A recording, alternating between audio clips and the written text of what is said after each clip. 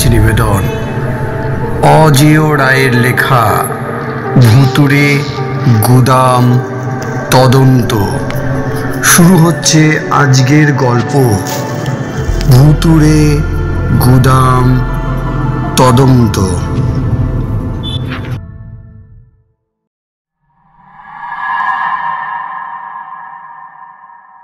বোলপুর শহর, ভবানী প্রেসের এক কোণে প্রেসের মালিক এবং সাপ্তাহিক বঙ্গবার্তা।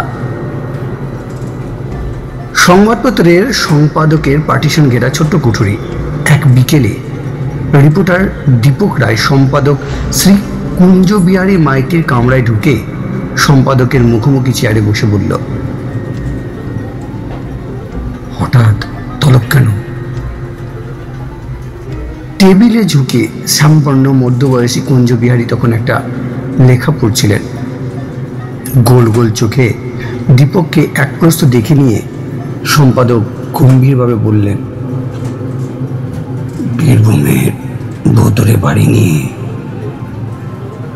বঙ্গবার্তা একটা সিরিজ লিখবে বলছিলে, তার কি হলো?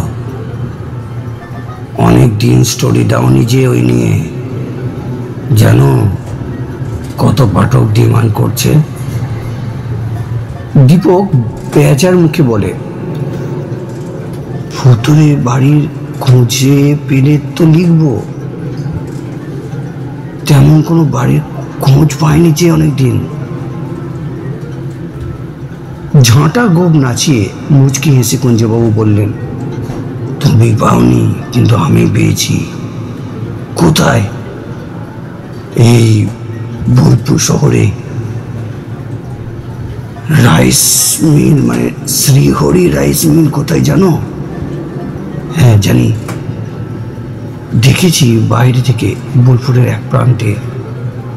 মিলটা তো অনেকদিন বন্ধ আছে, বছর চারেক। ওই বন্ধ ধান কলের একটা গুদাম করে নাকি ভূতের আস্তানা হয়েছে। কুদুমঘর? কিন্তু কুদুমঘর তো আর বাড়ি নয়। কেন নয়? মাথায় টিনের চাল, পাকা দেয়াল, মেঝে, দরজা জানালাও আছে। আমাদের গরিব দেশে কত লোক পড়তে যাবে এমন একটা আশ্রয় জুটলে ওটাকে বাড়ি বললে কেউ আপত্তি করবে না। মিলটা বন্ধ হলো কেন? ভূতের ভয়ে? না না, লোকসানে চলছিল নাকি, তাই বন্ধ করে দিয়েছে। শুনেছি ওই জমিতে বাড়ি বানাবে, কম নয়, প্রায় বিঘে দিনের জায়গা। তবে জমির ভাগাভাগি নিয়ে শরিকদের মধ্যে গোলমাল চলছে, তাই জমি, মিলের বাড়িঘর তেমনই পড়ে আছে। মিলের বাড়িতে থাকে না কেউ? থাকে, 2-3 জন পুরনো কর্মচারী এখনো থাকে, একজন দারোয়ান আছে, আর মস্ত গুদম ঘরটার মিলের গাদা জিনিসপত্র, যন্ত্রপাতি রাখা আছে। ওই গুদমেই বুঝি ভূত থাকে। সত্যি? না, মিলের বাউন্ডারি আর এক ধারে একটা বড় ঘর আছে পাঁচিল ঘেঁষে। একসময় সেটাও গুদম ছিল, এখন ফাঁকা। আর ওই গুদমই নাকি ফাঁকা, একদম ভূতের আস্তানা। এসব শুনলেন কোথায়? মিলের ঘরে যারা থাকে তাদের একজন বলেছে আমায়।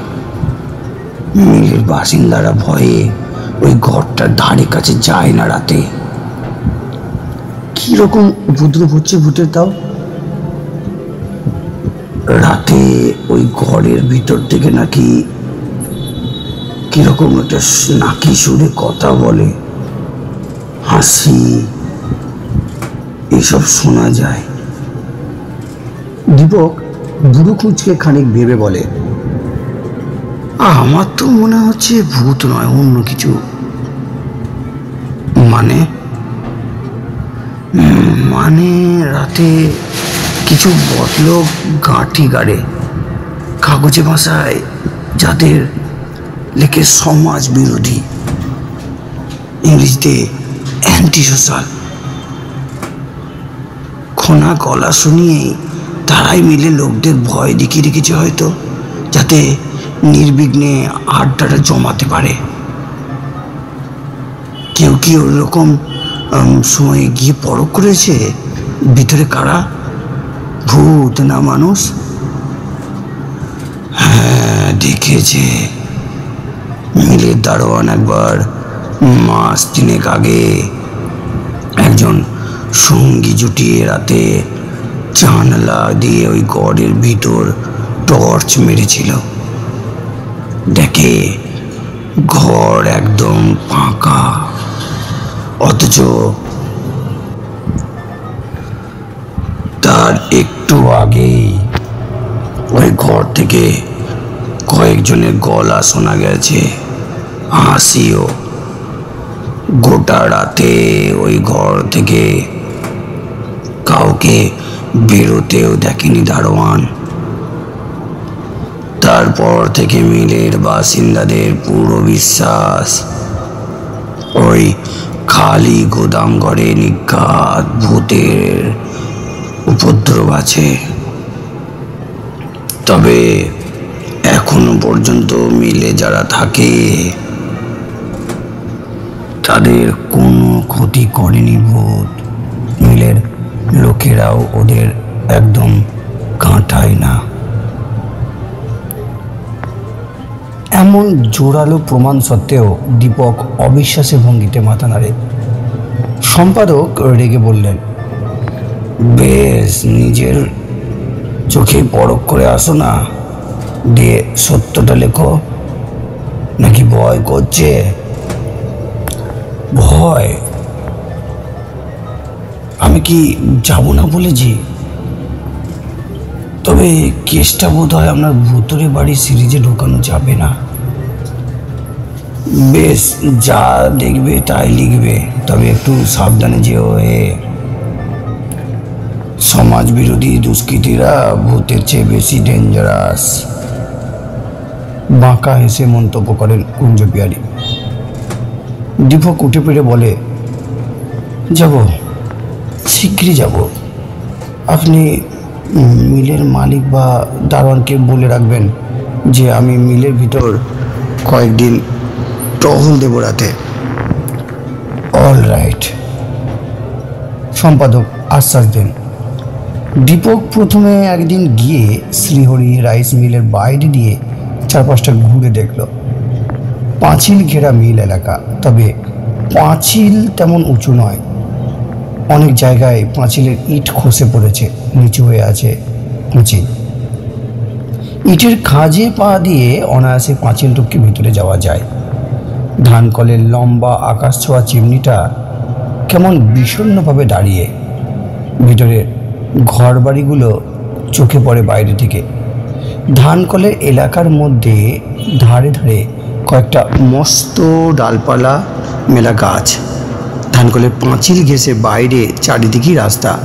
রাস্তাগুলোর অপর পারে ছোট বড় বাড়ির সারি।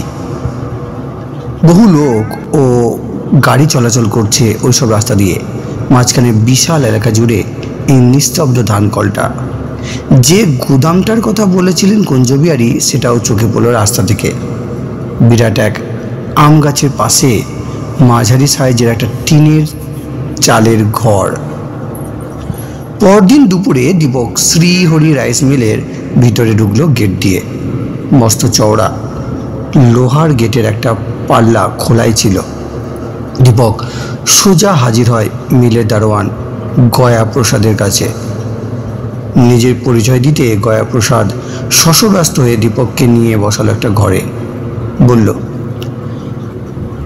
হ্যাঁ হ্যাঁ হ্যাঁ, মালিক বলিয়াছেন আপনি আসবেন, দেখবেন ঘুরবেন। তা বাবুজি, রাতে ঘুরলে ওই ঘরের কাছে যাবেন না। গয়াপ্রসাদ আঙুল দেখায় দূরে সেই ভুতুরে গুদাম ঘরটাকে। দীপক এসে বলে, আরে ঘরটা রাতে কি হয় দেখবো বলি তো আসছি। হায় রাম! শুনি দারোয়ানজির চোখ ছানা বড়া। ওই গুদাম ঘরে নাকি ভূত আছে? দীপক জিজ্ঞাসা করে। জরুর আছে বই কি, জানায় দারোয়ান। বেশ, সেটা আমি পর করে দেখবো রাতে। আমি কি জন্য আসছি এখানে তা এখানকার অন্য লোকেদের বা আর কাউকে বলো না। বলবে মালিক পাঠিয়েছেন কি সব দেখতে। ওরা ঘুমায় কখন?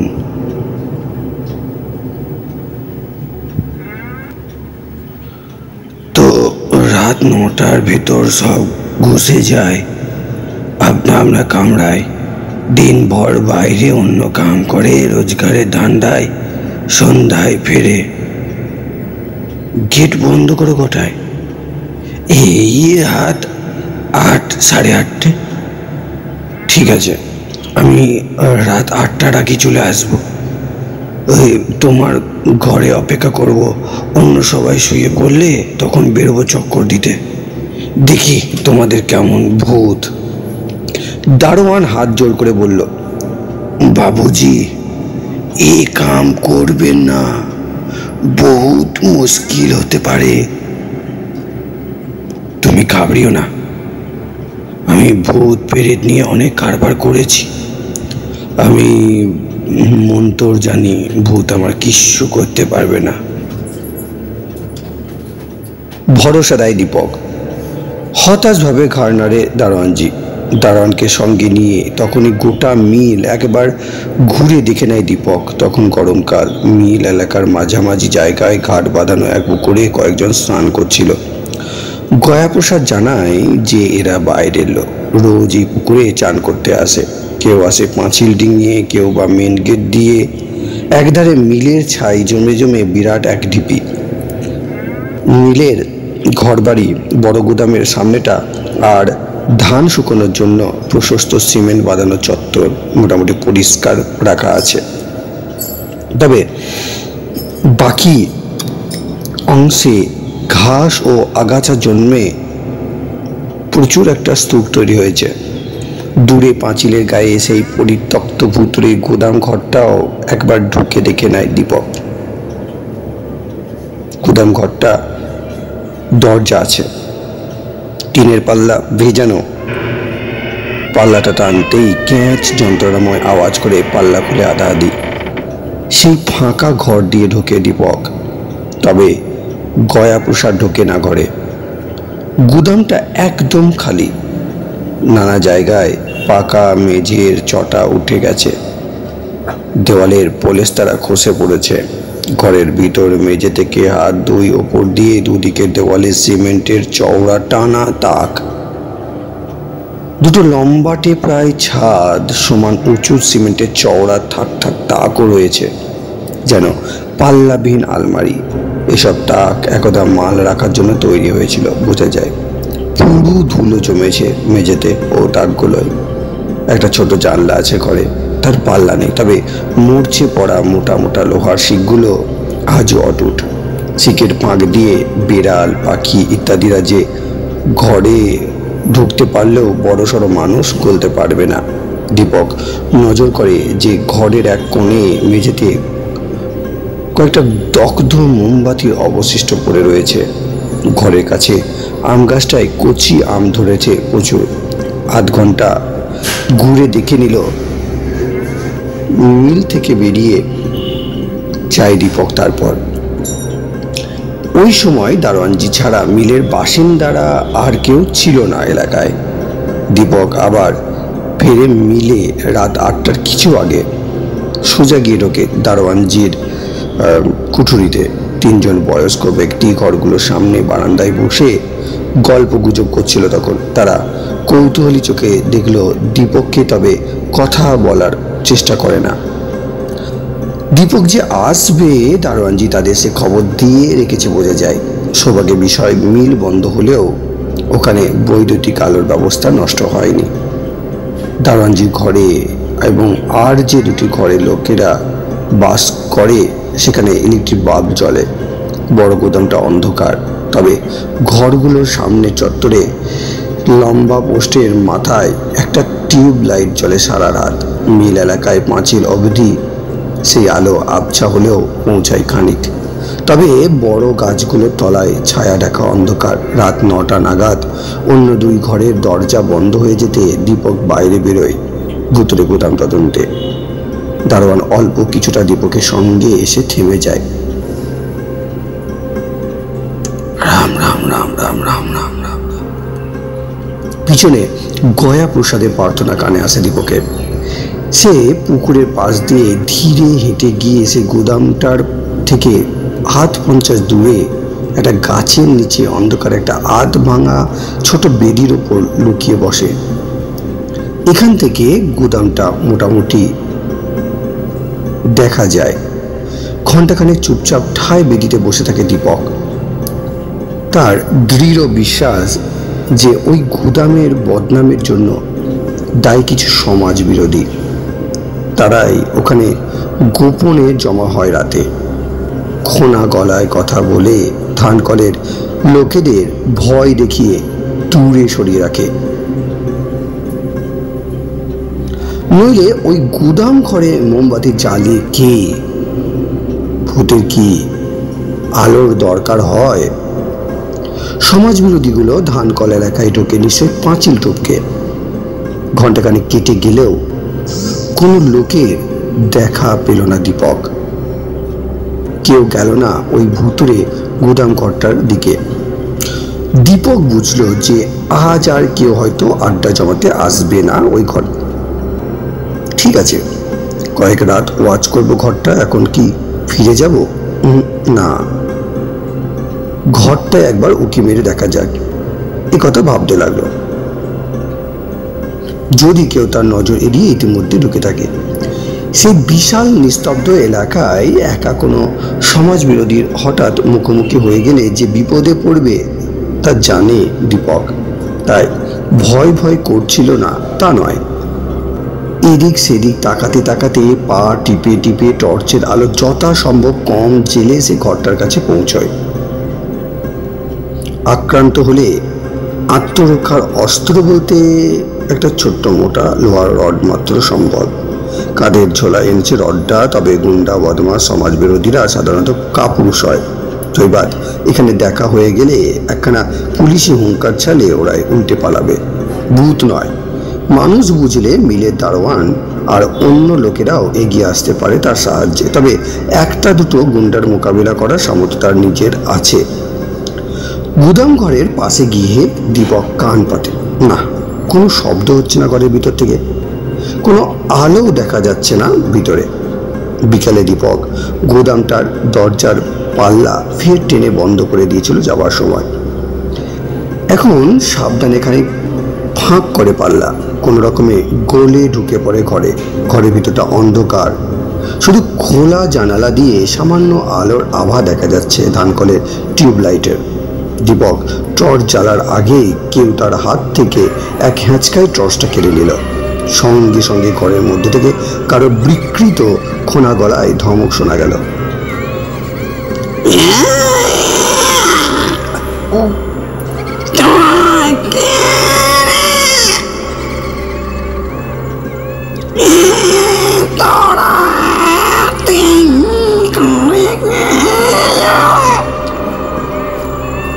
দীপক তৎক্ষণাৎ ভয়ে কাঠ। ওই কণ্ঠস্বর যে অমানসিক তার বুঝতে অসুবিধা হয় না। এই ঘর অন্ধকারে তার টর্চ যে দেখতে পায়, কেড়ে নিতে পারে, তা মানুষের পক্ষে অসম্ভব। দীপক বুঝতে পারে যে সে ভূতের খপ্পরেই পড়েছে। তার গা বেয়ে হিম শীতল ভয়ের স্রোত বয়ে যায়। বহু ভুতুরে বাড়িতে সে রাত কাটিয়েছে। নেহাত সেই অভিজ্ঞতার জেরেই সে নিজেকে সামলে নেয় কোনো মতে। অন্য কেউ হলে হয়তো তখনই জ্ঞান হারাতো।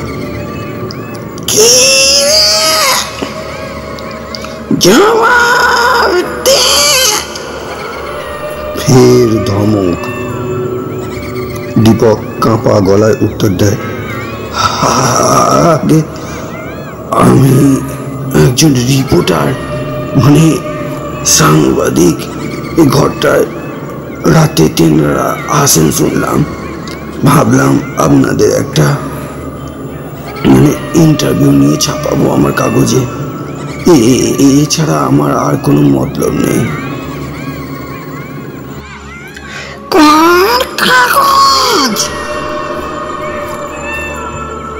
এই শটটা অন্য কারো, আগে সাপ্তাহিক বঙ্গবার্তা, বোলপুর থেকে বেরোয়। পড়েছি কাগজটা, তোর সাহস তো খুব। আগের রিপোর্টারকে অনেক কঠিন কঠিন ইন্টারভিউ নিতে হয়, অনেক বিপজ্জনক জায়গায় গিয়ে খবর জোগাড় করতে হয়, নইলে এই লাইনে উন্নতি হয় না, তাই এসেছি। বলতে বলতে মাইনে কেমন দেয়? খুব কম। বাবার ব্যবসা দেখি, তার ফাঁকে ফাঁকে এই শখের রিপোর্টারি করি। আশায় আছি একদিন বড় কাগজে চান্স পাবো।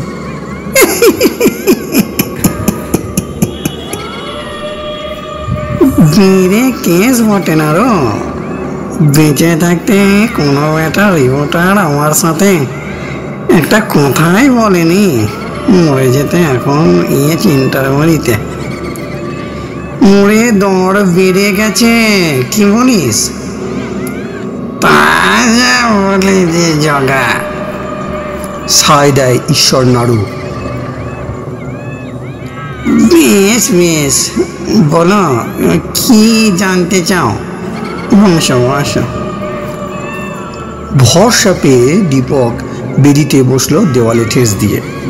তার চোখে তখন অন্ধকার অনেকটা সয়ে গেছে। সে দেখল যে সেই অন্ধকার ঘরে তার মুখোমুখি বেদিতে পাশাপাশি বসে আছে যেন দুই মিষ্কাল মূর্তি। মানুষের মতনই যেন তাদের গড়ন, এর বেশি বোঝা যাচ্ছে না। দীপক ভেবে চিনতে প্রশ্ন করে, আগে আপনার পরলোকে এসে আছেন কেমন আপনারা? এই বিষয়ে জীবন্ত মানুষদের খুব কৌতূহল। বেশ আছি, খাসা আছি, প্রেত নাড়ু বলে ওঠেন। সংসারে দায়িত্ব নেই, বড় সাহেবের চক্রানি নেই, রোগ যাতনার বালাই নেই, যেখানে খুশি ভেসে যেতে পারি, বাস ট্রেনের ভিড় সইতে হয় না, আর কি চাই?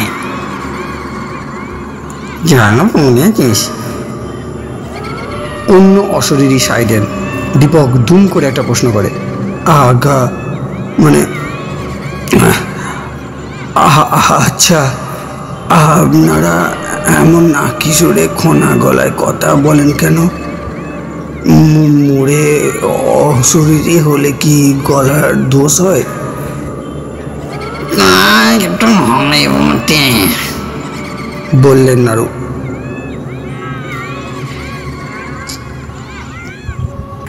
তবে ইচ্ছা করলে আমরা মনুষ্য জীবনের সঙ্গে কথাও বলতে পারি। তোমার বুঝি কানে লাগছে? তাহলে তোমার মতনই কথা বলছি, তবে মুখ পচকে দু চারটে খোনা সব বেরিয়ে যেতে পারে বাপু।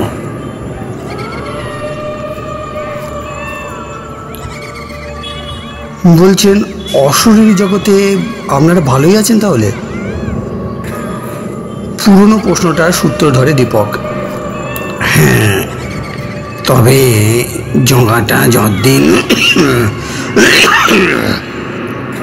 আসেনি এই লোকটা ততদিন বেশ মন মরা ছিলাম।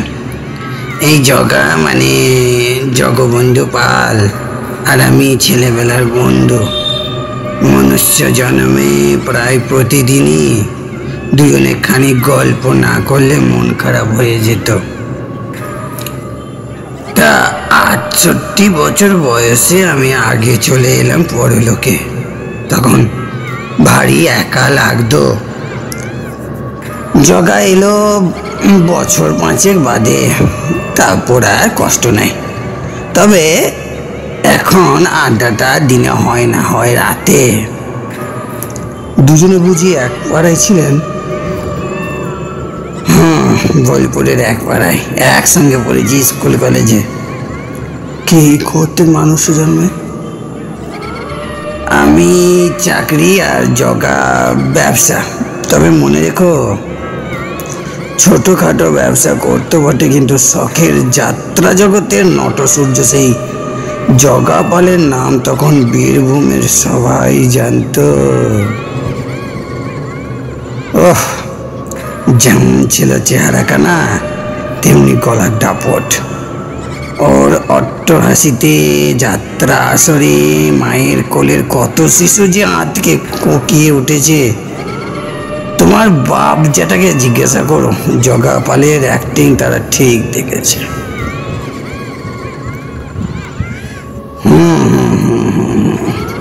ঈশ্বর, জগবন্ধু একটু খুশির আওয়াজ ছেড়ে বলেন, তোমার কি কম খ্যাতি ছিল না জানো? হ্যাঁ, নাড়ু দত্তর মতন দাপুটে ফুটবল রেফারি তলনাতে আর দেখিনি। গোটা জেলায় কত ফাইনাল ম্যাচ খেলাতে যে ওর ডাক পড়তো, মারকুটি প্লেয়াররা সব ওকে বাঁশি হাতে মাঠে নামতে দেখলেই চুপসে যেত। বেয়াদপি করার সাহস পেত না পর্যন্ত, আর বেচাল দেখলেই লাল কার্ড। হ্যাঁ, নাড়ু মানে রেফারি নাড়ু গোপাল দত্ত না? নাড়ু গোপাল দত্তের খ্যাতি আমি শুনেছি। তা সে সব দিনের কথা বুঝি আপনাদের খুব মনে পড়ে? ঈশ্বর, জগা পাল ম্লান কণ্ঠস্বরে বলে ওঠেন, তা পরে বটে, এখানেও একটা যাত্রাপাটি করার ইচ্ছে হয়, কিন্তু সুদি নিয়ে হচ্ছে না। আপনারা এই ঘরে আড্ডা দিচ্ছেন কতদিন? দীপক অন্য প্রসঙ্গে যায়, এই মাস 6 হবে। কিন্তু এই ঘরটার ভুতুরে বদনাম তো বছর খানেকের বেশি। তার আগে আমরা নয়, কতগুলো বাজে লোক জুটত এই ঘরে রাতে, কতগুলো গুন্ডা বদমাস।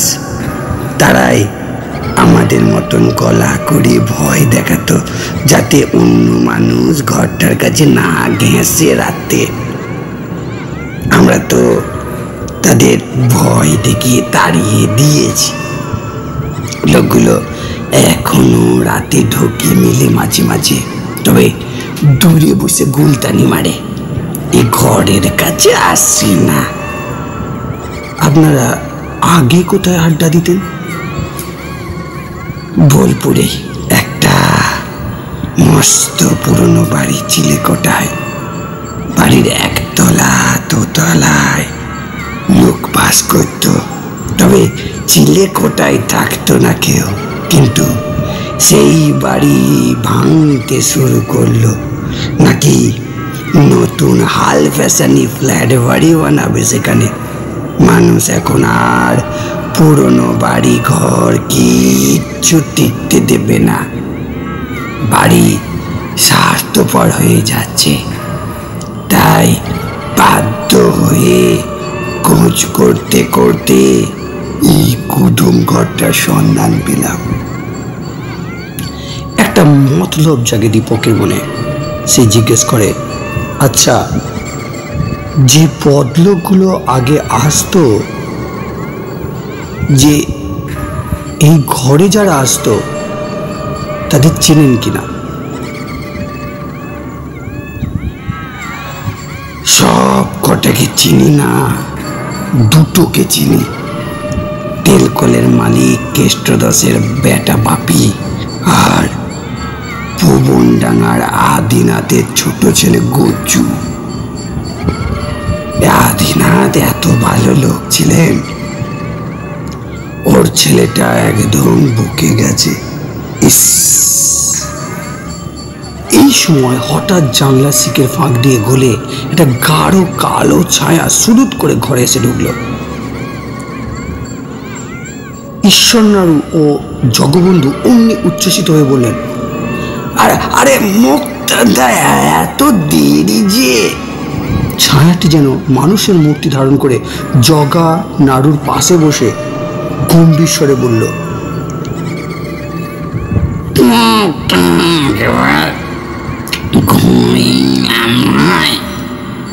সৈনিক, না না, একবার কোর্টে না গেলে মন কেমন করে। আজ কোর্ট ফাঁকা হতে বড় দেরি হলো। মেরে সময় কোর্টে যেতে এখন আর মন চায় না। একে ছায়া মূর্তি দীপককে দেখিয়ে বলে। জগবন্ধু বলে, পরিচয় করি দিন, ঈশ্বর পরিমল দাস।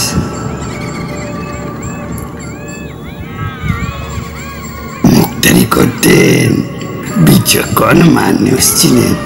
আমরা ওর পরামর্শ খুব মানি। আর এ হচ্ছে সাপ্তাহিক বঙ্গবার্তা পত্রিকার রিপোর্টার। আপনাদের আমাদের একটা ইন্টারভিউ নিতে এসেছে।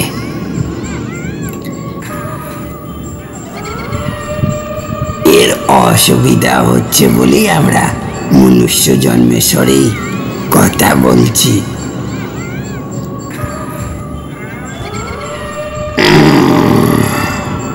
গুরুগম্ভীর স্বরে একটা মাত্র ধ্বনি বেরোয় মুক্তারদার কণ্ঠ থেকে, ব্যাস, এরপর তিনি চুপ। দীপক ফের পুরনো কথায় আসে। ওই বাজে লোকগুলো যে মিল এলাকায় কেন জোটে সেটা জিজ্ঞাসা করলো। কেন আবার? নাড়ু উত্তপ্ত হন। এমন নিরামান নিশ্চিন্ত জায়গা পাবি কোথা? এখানে বসে বদ বদল বাটে, ডাকাতি, চিন্তায়, চুরির মতলববাজি দুষ্কর্ম করে পুলিশের হাত থেকে বাঁচতে এখানে এসে লুকিয়ে থাকে অনেকক্ষণ। ভূতের ভয়ে থানার সিপাহীগুলো তো মিলে এইদিকে মরতে মারাই না রাতে। আমরা দেখি সব, বুঝি সব। যাকে মানুষের ব্যাপার নিয়ে আমার মাথা ঘামিয়ে লাভ নেই। আমাদের বিরক্ত না করলেই হলো। দীপক মনে মনে ভাবে, আপনারা না মাথা ঘামান, আমি ভাবি সব কিছু। থানায় এই সমাজ বিরোধীগুলোর গোপন আড্ডার খবরটা দিতে হবে।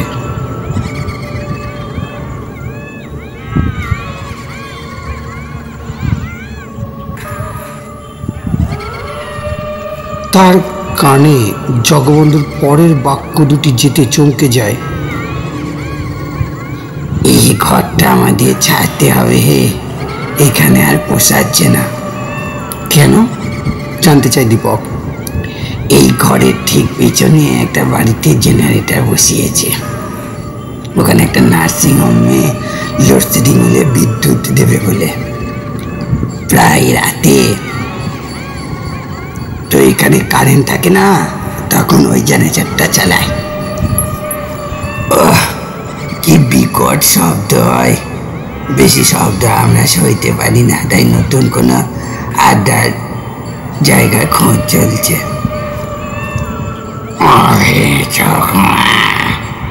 আমাদের এই আসবে কবে? যত তাড়াতাড়ি পারি, ধরুন মাসখানেকের মধ্যে।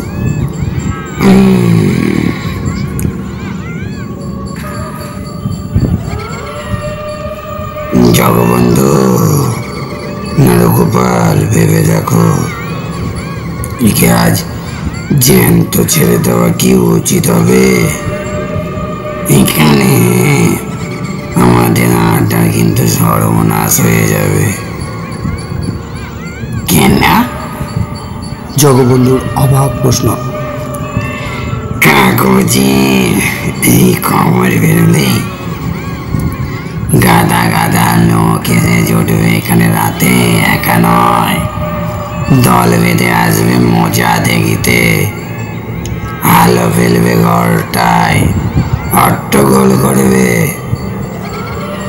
তা বটে। জগা নাড়ু ভারী চিন্তায় পড়েন। দীপকের তো আতঙ্কে হাত পা ঠান্ডা। সে তাড়াতাড়ি বলে ওঠে, আপনাদের অনুমতি না পেলে আমি স্টোরিটা ছাড়তেই দেবো না। কিন্তু এখন চলে যাওয়ার পর যদি ছোকরা কথা না রাখে, চেপে দেয় এই ইন্টারভিউ। মুক্তারদা ফ্যাকড়া তোলেন।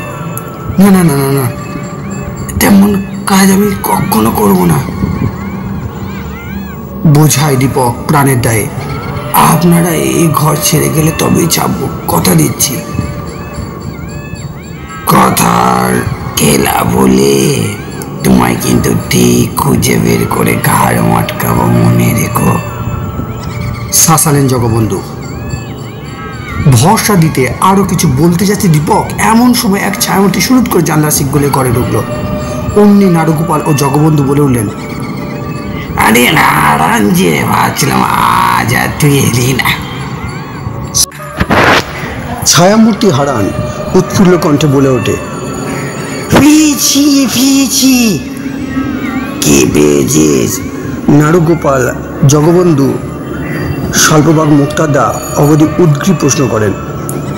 খাসা একটা আড্ডার জায়গা রায়পুর গ্রামে, জমিদারদের বিশাল বড় বাড়ি। বাড়ির আধখানা ভেঙে পড়েছে। কেউ বহুদিন ওঠেই না দোতলায়, পাছে হঠাৎ খসে পড়ে বয়ে একতলায় এক ঘর থাকতো। তারাও আজ চলে গেল ওই বাড়ি ছেড়ে, গায়ে নতুন বাড়ি বানিয়েছে, সেখানে থাকবে। দোতলায় একটা ঘর পছন্দ করেছি। ঘরটায় পুরো ধুলো জমা, চেয়ার টেবিল গাদা, পালঙ্কও আছে, ছাদে কোণে মাকড়সার জাল, ফার্স্ট ক্লাস। বাড়ির বিরাট এলাকা একদম শুনশান। চাই কি জগাদা? যাত্রার পাটও শোনাতে পারবে গলা ছিঁড়িয়ে।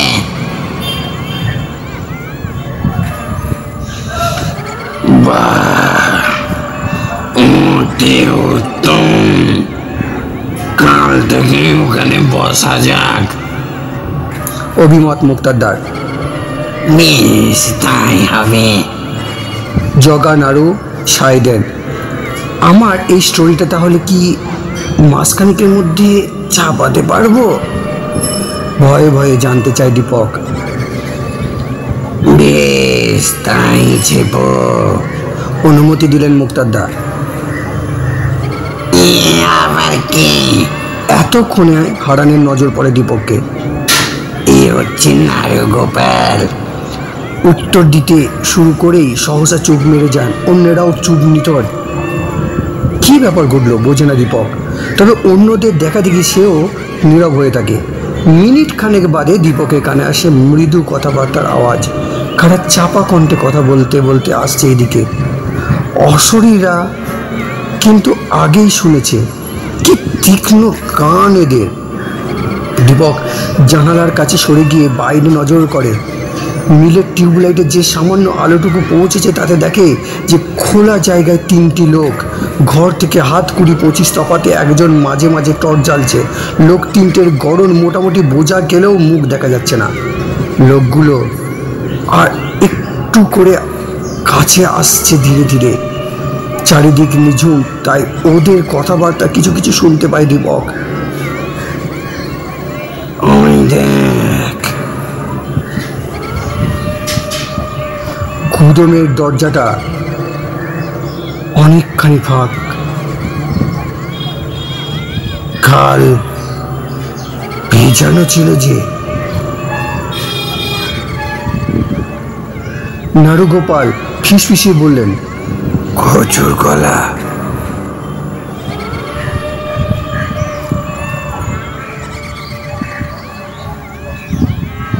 তুই ঠিক দেখেছিস লোকটা ওই ঘরে ঢুকলো? কর্কশ গলায় প্রশ্ন হয়। বলেছি তো আগে, পাঁচিলটাকে ঢুকে দেখে একটা লোক এপাশ ওপাশ তাকাতে তাকাতে গিয়ে ওই ঘরে ঢুকলো। প্যান্ট শার্ট পরা, লম্বা মতো। মুখ দেখতে পাসনি? না। তারপর কতক্ষণ নজর রাখলি? বললাম তো প্রায় 8 ঘন্টা। নজর সরাসরি একবারও না, শুধু একবার কয়েক মিনিট পাঁচিলের গায়ে গিয়ে বাইরে দেখেছিস তোরা কেউ আসছিস কিনা। লোকটার বেরোয়নি? দেখিনি বেরোতে দেখিনি। বুঝলি কেসটা? ওকে বুঝতে শেষ করেছে। এবার অন্য গলা। এটা মাপি। ফিসফিসিয়ে জানা নারুগোপাল। চিৎকার শুনেছিস কোনো? কর্কশ গলায় টেস্টার প্রশ্ন। কই না। তবে ভূতের হাতে মনে হয়তো ভূত আর আসে না ঘরটায়। ভালোই হলো, বাপি খুশি। ফের আমরা ঘরটা দখল করব, কিন্তু লোকটা কি পুলিশের টিকি নাকি আমাদের ওয়াচ করতে তো গিয়েছে? এটা টাইপ কেসটার মন্তব্য হতেও পারে, জানাই গজু। কেসটা বলল, ওর মুখটা দেখতেই হবে, চিনে রাখতে হবে লোকটাকে। দরকার বুঝলে আজই লোকটাকে খতম করে পুঁতে দেবো ওই ছাই কাদায়। অফিসে যদি এখনো থাকে ঘরে। মথুরিয়ে গ্যাংয়ের কেউ নয়তো আমাদের ওয়াচ করতে পাঠিয়েছে। সুবিধে বুঝে অ্যাটাক করতে পারে, কিন্তু হতেও পারে। দেখা যাক কেসটা কি। চ, হাতিয়ার রেডি রাখ, লোকগুলি ঘরের আরো কাছে আসে। টর্চের আলো পড়ে দরজায়, তারপর ঘরের ভিতর কিছু জায়গায় পড়ে আলো ছটা, কিন্তু পুরো ঘর আলোকিত হয় না। দীপক ছিটিয়ে যায় দেওয়ালের তাকের পাশে।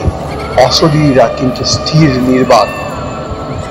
ঘরে ঢোক, আদেশ দেয় কেসটা। আমার ভয় হচ্ছে। বাপির গলা। বেটা ডর বক, দে আমার টর্চটা। দরজার পাল্লাটা একটু খোলে। লম্বা চওড়া একটা লোক ভিতরে ঢোকে, কিন্তু কিন্তু সে টর্চ জ্বালার আগেই কোনো অশরীরী হাত লম্বা হয়ে এক ঝটকায় লোকটার হাত থেকে টর্চ ছিনিয়ে নেয়। পরবর্তী আর এক অশরীরী সুদীর্ঘ পাও খপ করে লোকটার ঘাড় ধরে ওকে তুলে ছিনিয়ে নেয়, ফেলে শূন্যে। মেঝে থেকে খানিক ওপরে ঝুলতে থাকে কেসটা। একটা কাতর আর্তনাদ করে এই কেসটা চুপ মেরে যায়। গুরুত্বস্বরে হুঙ্কার দেন জগবন্ধু, তোদের না বলেছি এই ঘরে ঢুকবি না? ফের যদি আসিস ঘাড় মুটকে দেব, মনে রাখিস। দরাম করে ঝুলন্ত দেহটা ছিটকে গিয়ে আছড়ে পড়ে দরজার গায়ে। নিতর হয়ে দরজার গোড়ায় পড়ে থাকে কেসটা। সেখানে নাকি ভাবে দীপক। না, মরেনি। খানিক বাদেই টলতে টলতে উঠে কেসটা প্রাণপণে দৌড় লাগায়।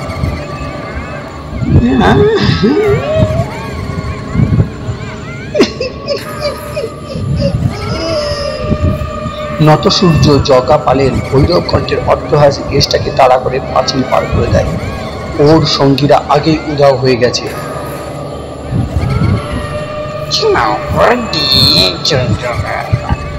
হারান গদগদ। দীপক তড়িঘড়ি বলে, আমি এবার চাই।